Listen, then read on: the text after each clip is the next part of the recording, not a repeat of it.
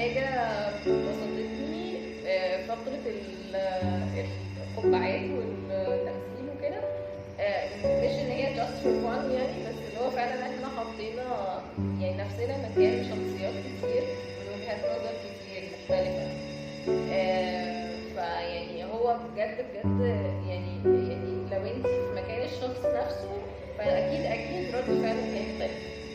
اكيد المسؤولية بالشخصية بالجوانب كلها هتبقى مختلفة ورد الفعل هيبقى مختلف. فانا يعني اوير جدا في الحكاية دي يعني. انا استاذ عبد الحميد، انا مدير الشركة اللي انتوا شايفينها دي. حقيقة انا عندي اسلوب مختلف تماما في الإدارة. انا مدير متعاون جدا وبحب اسمع للناس وبحب اخد رأي الناس في اللي هم عاوزين يعملوه، لكن في النهاية اكيد رأيي انا اللي بيمشي.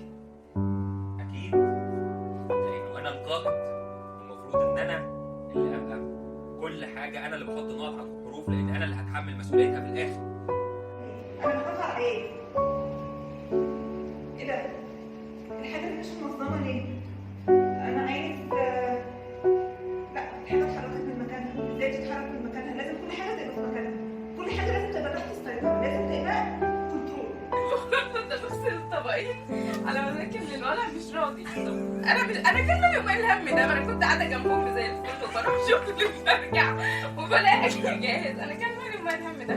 المهم يعني بس برضه العيال حلوه، بس الكوز يلا معايا.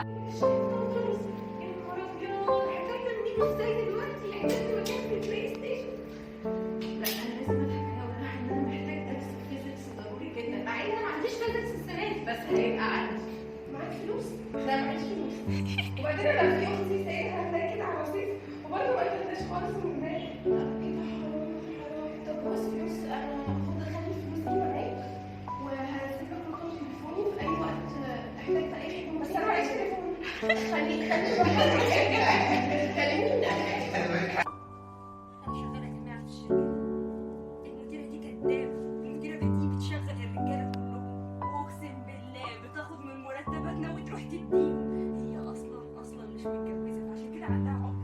فهي بتدور على عريس، تقوم تشغل واحد كده تشغل واحد كده، بس هي تحت اسم ايه؟ انا ضد الرجاله، بس ايه شوف بتعمل فينا ايه. استغفر الله العظيم يا رب. عايز اشوف راح فين وجايه منين، مش عشان انا عايز اسيطر.